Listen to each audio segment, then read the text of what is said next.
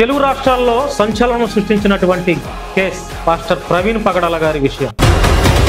Pastor Praveen పగడాల గారు మద్యం తాగుతూ రోడ్డు ప్రమాదంలో చనిపోయారని పోలీసు వారు ప్రభుత్వం ఏదైతే నిర్ధారణకు వచ్చి ప్రెస్ మీట్ వేదికగా ఏ విషయమైతే డిక్లరేషన్ ఇచ్చారో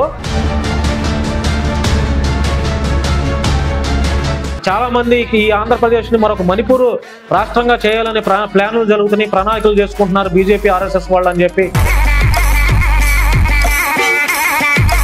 ఆంధ్రప్రదేశ్ ఉన్నటువంటి ఎన్డీఏ ప్రభుత్వానికి వ్యతిరేకంగా ఉన్నారని చెప్పి క్రైస్తవ పాస్టర్లందరికీ దాదాపుగా ఒక్కొక్క పాస్టర్లకి 8,000 మందికి డైవర్ట్ చేసే ఆలోచనలో ఎన్డీఏ గవర్నమెంట్ ఉందని చెప్పి. అందరికీ నమస్కారం, వెల్కమ్ టు శశి టీవీ. నేను భాను మేకల.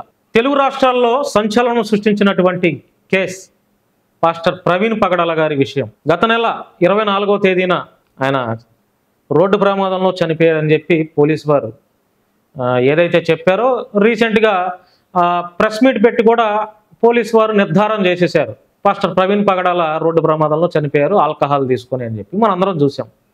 ఆయన చనిపోయిన రోజు నుంచి కూడా స్టిల్ ఈ రోజు కూడా పాస్టర్ ప్రవీణ్ పగడాల గారిని చంపేశారు అని చెప్పి సామాజిక మాధ్యమాల్లో చాలామంది పెద్ద ఎత్తున చర్చ అయితే జరుగుతుంది.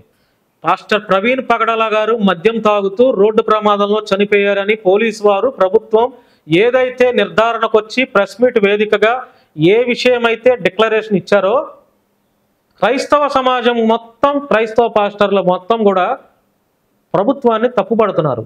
పాస్టర్ ప్రవీణ్ పగడాల గారికి తాగే అలవాటు లేదు అని చెప్పి ఆయన కావాలని చంపేశారని చెప్పి నిన్న ఏప్రిల్ 16వ తేదీన మత మార్పిడి యొక్క వివాదంపై సుప్రీంకోర్టులో ఆయన ఒక పబ్లిక్ లిటిగేషన్ ఇంట్రెస్ట్ పిల్ ఒకటి వేశారని చెప్పి అది ఈయనే వాదించాలి. ఈయన వాదిస్తే ఆ కోర్టులో, సుప్రీంకోర్టులో ఎక్కడైతే ఈ కేసు గెలిస్తే కొంతమంది హైందవ సంఘాలకి ముప్పు వస్తుందని చెప్పి, హైందవ సంఘాలకి కొంత ఇబ్బంది కలుగుతుందని ఒక నేపథ్యంలో ప్రవీణ్ పగడాల గారిని చంపేశారని చెప్పి పెద్ద ఎత్తున ఆరోపణలు అయితే జరుగుతున్నాయి. ఈ ఏప్రిల్ 16న సుప్రీంకోర్టులో ఆయన ఒక పిల్ వేశారని, అది నిన్న ఏప్రిల్ 16తోనే అది హీరింగ్ ఉందని చెప్పి అది రీసెంట్గా 2 రోజుల కిందట తెలిసింది, 15వ తారీఖు తెలిసింది. అంటే రోజులు గడిచే కొద్దిగా కారణాలు బయటకు వస్తున్నాయి. మరి ఆ కారణాలు వాస్తవాల ఆరోపణలు అనేది పక్కన పెడితే ఒక్కొక్క కారణం బయటకు వస్తుంది. ఆయన చనిపోయిన తర్వాత ఆయన ఎందుకు చంపారు, ఎవరు చంపారు, చంపేంత హక్కు ఎవరికి, ఎవరికంత చంపాల్సిన అవసరం ఎవరికి ఉంది, ఆయన ఏం చేశాడు, కొంతమంది హైందవులు చంపారా, లేకపోతే ముస్లింలు చంపారా, లేదా నిజంగానే రోడ్డు ప్రమాదంలో చనిపోయాడా అని ఇలా రకరకాలుగా చాలామంది చర్చ, గుసగుసలు ఇవన్నీ చేసుకున్నారు. ఆయన చనిపోయి ఆయన కార్యక్రమాలు అన్నీ అయిపోయాయి. కొన్ని చోట్ల కూడా పాస్టర్స్, కొంతమంది క్రైస్తవ సంఘాలు ఆయన యొక్క ఆదరణ కూడికలు అంటే కర్మకాండలు ఇవన్నీ చేస్తున్నారు. ఇంకా ఈ వివాదం ఇంకా రోజు రోజుకి బలపడుతుంది. మరోపక్క అంతర్జాతీయ క్రైస్తవ పాస్టర్ డాక్టర్ కేఏ పాల్ గారు కూడా బలంగా తన గొంతు వినిపిస్తున్నారు. అంతేకాకుండా మాజీ ఎంపీ, కాంగ్రెస్ లీడర్, దళిత లీడర్ హర్షకుమార్ గారు కూడా, జీవి హర్షకుమార్ గారు కూడా స్టిల్ ఇప్పటికీ ఫైట్ చేస్తున్నారు. తెలంగాణలో అటు కేఏ పాల్ గారు, ఆంధ్రాలో హర్షకుమార్ గారు, ఇలా పాస్టర్స్ చాలామంది కూడా స్పందిస్తున్నారు. రీసెంట్గా హర్షకుమార్ గారు ప్రెస్ మీట్ పెట్టి ఈరోజు సాయంత్రం 4 గంటలకి పాస్టర్ ప్రవీణ్ పగడాల గారు రోడ్డు ప్రమాదంలో చనిపోయారు అనేది ఏదైతే పోలీసు వారు చెప్తున్నటువంటి ఆ స్పాట్ ఏదైతే ఉందో ఆ స్పాట్ దగ్గరికి మీరందరూ వేలాదిగా తరలిరండి, క్యాండిల్ పట్టుకుని ఒక నిరసన గళాన్ని తెలియజేద్దాం, ప్రభుత్వానికి మన వంతు బలమైనటువంటి గళాన్ని విప్పుదాం అని చెప్పి ఆయన ఒక పిలిపిచ్చారు. ఈ నేపథ్యంలో పోలీసు వారు చాలా పెద్ద ఎత్తున రాజమండ్రి కొవ్వూరు టోల్గేట్ దాటిన తర్వాత రాజమండ్రి ప్రవీణ్ పగడాల గారు చనిపోయినటువంటి స్పాట్ ఏదైతే ఉందో ఆ స్పాట్ దగ్గరికి పెద్ద ఎత్తున పోలీసు వారు ఇప్పటికే మోహరించారు. క్రైస్తవులు కూడా పెద్ద ఎత్తున అక్కడికి రావడానికి సన్నాహాలు చేసుకుంటున్నారు. మరోపక్క హర్షకుమార్ గారిని కూడా హౌస్ అరెస్ట్ చేసినట్లుగా మనకు వార్తలు అయితే వస్తున్నాయి.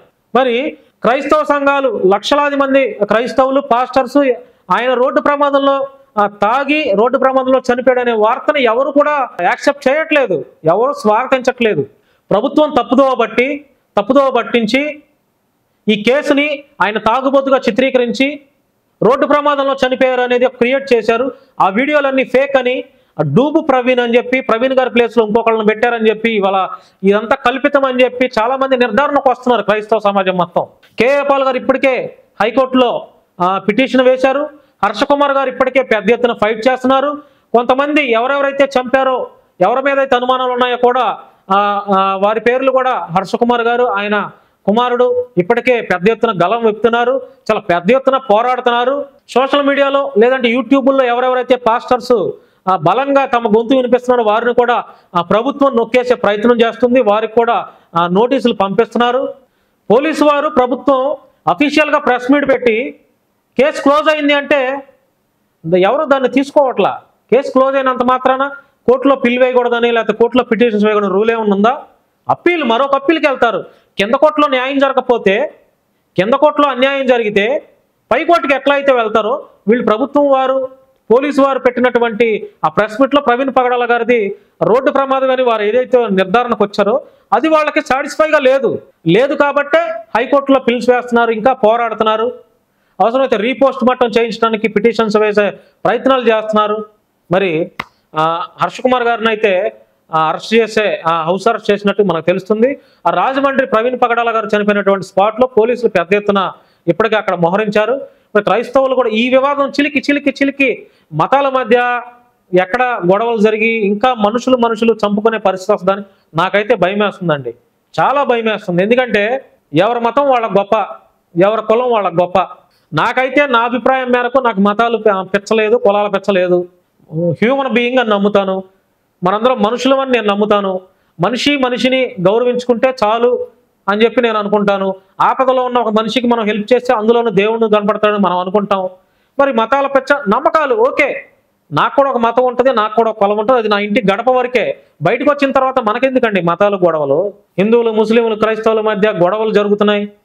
చాలా మందికి ఈ ఆంధ్రప్రదేశ్ని మరొక మణిపూర్ రాష్ట్రంగా చేయాలనే ప్లాన్లు జరుగుతున్నాయి, ప్రణాళికలు చేసుకుంటున్నారు బీజేపీ, ఆర్ఎస్ఎస్ వాళ్ళు అని చెప్పి చాలా విమర్శలు అయితే పెద్ద ఎత్తున వస్తున్నాయి. ఎన్డీఏ గవర్నమెంట్ మీద క్రైస్తవులంతా ఇప్పటికే యాంటీగా ఉన్నారు, చాలా పెద్ద ఎత్తున యాంటీగా ఉన్నారు.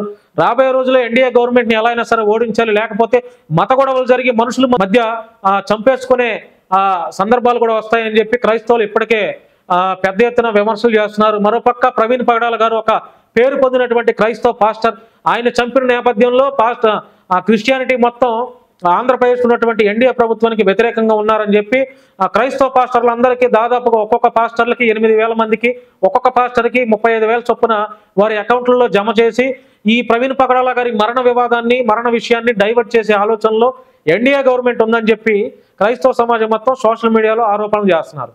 మరోపక్క కేఏపాల్ బలంగా ఫైట్ చేస్తున్నారు, పాస్టర్స్ బలంగా గొంతు వినిపిస్తున్నారు. చాలామంది అంటున్నటువంటి మాట ఏంటంటే ప్రవీణ్ పగడాల గారి వైఫ్, కుటుంబ సభ్యులు ఎందుకు బయటకు రావట్లేదని చెప్పి అంటున్నారు. వారి బాధలో వాళ్ళు ఉంటారు, రావాలని ఏమైనా ఉందా బయటికి? ఆవిడ ప్రవీణ్ పగడాల గారి వైఫ్ ఆయన చనిపోయిన రోజే మేము క్షమిస్తున్నామని చెప్పారు. ఎవరైతే మా ప్రవీణ్ పగడాల గారి నా భర్తకి మృతి ఏదైతే ఉందో వారిని మేము క్షమిస్తున్నామని చెప్పానంటే, క్షమిస్తున్నామని అంటే అర్థం అవ్వట్లేదా? ఆయన ఎవరో చంపేశారని చెప్పి వారి భార్య ఫీల్ అవుతుందని కాబట్టి మేము క్షమిస్తున్నామని చెప్పి అన్నారు. నిజంగా రోడ్డు ప్రమాదంలో జరిగిపోయి రోడ్డు ప్రమాదంలో ప్రవీణ్ పగడాల గారు చనిపోతే ఆయన భార్య ఎందుకు క్షమిస్తానని ఎందుకంటది? మనం క్షమిస్తా అనే మాట ఎప్పుడు అంటాం చెప్పండి? వాళ్ళు బయటికి రావట్లేదంటే ఏమో భయపెట్టారేమో, బెదిరించారేమో, నువ్వు బయటకు వస్తే నీకు ఆడపిల్లలు ఉన్నారు వాళ్ళని కూడా చంపేస్తాను బెదిరించారేమో, లేదంటే భర్త చనిపోయినటువంటి బాధలో వాళ్ళు ఉన్నారేమో, పోరాటం చేయాలని వాళ్ళు అనుకోవట్లేదేమో, లేదంటే ఎవరైతే చంపారో వారిని క్షమించారని చెప్పి వాళ్ళు అనుకొని బయటికి రావట్లేదేమో. కారణాలు ఏమైనా ఉండొచ్చు. అంటే భర్తను కోల్పోయినటువంటి స్త్రీ బయటకు వచ్చి పోరాడితేనే వాళ్ళలో ఏం తప్పు లేనట్ట చెప్పండి? భయపెట్టారు అనుకోవచ్చు, బెదిరించారు అనుకోవచ్చు, మనకెందుకులే లేకపోతే ఆడపిల్లలు ఉన్నారు వాళ్ళని జాగ్రత్తగా చూసుకోవాలి, ఫ్యామిలీ ఉంది వాళ్ళని చూసుకోవాలి, చనిపోయిన ఆయన ఎట్లాగో రాడు అన్న ఫీలింగ్లో వాళ్ళు ఉండొచ్చు. చాలా అన్యాయం అండి, చాలా అన్యాయం. ఈ భారతదేశంలో రాజకీయ నాయకులకి ఓటర్లు ముఖ్యమండి. ఓటర్లు ఎంత ముఖ్యమో కులాల మతాల తర్వాత మనుషులతో సంబంధం లేదండి చెప్పండి. ఒక రాజకీయ నాయకుడికి ఆ రాజకీయ నాయకుడు ఒక కులం ఉంటుంది, ఒక మతం ఉంటుంది. అంత మాత్రాన ఆ కులం మతం వాళ్ళు ఓట్లు వేస్తే గెలుస్తారా? అది ముఖ్యమంత్రులైనా, మంత్రులైనా, ఎమ్మెల్యేలైనా ఎవరైనా చెప్పండి. ఈ ప్రజాస్వామ్యంలో, ఈ భారతదేశంలో ఓటర్లు అనబడే ప్రతి ఒక్కళ్ళు కూడా ఏదో ఒక కులానికి, ఏదో ఒక మతానికి చెందిన వాళ్లే. మరి ఎన్నికలప్పుడు ఒక్కొక్కడో రాజకీయ నాయకుడు వచ్చి చంటి బిడ్డలను ఎత్తుకుంటాడు, వాడి ముడ్డి కడుగుతారు, అవసరమైతే అన్నం పెడుతున్నట్టు నోట్లో కలరింగ్ వేస్తారు, చెప్పులు కుట్టినట్టు కలరింగ్ వేస్తారు, దోశ వేసినట్టు కలరింగ్ వేస్తారు, పేదవాళ్ల పట్ల ఎనలేని ప్రేమ ఉన్నట్టు కలరింగ్ వేస్తారు. ఎందుకండి? మరి ఇప్పుడు గెలిచిన తర్వాత ఈ ప్రజల బాగోగులు ఎందుకు పట్టించుకోవట్లేదు? క్రైస్తవులు మాత్రమే ఓట్లు వేశారు, హిందువులు మాత్రమే ఓట్లు వేశారా, ముస్లింలు మాత్రమే ఓట్లు వేశారా, క్రైస్తవులు ఓట్లు వేయలేదా? చెప్పండి.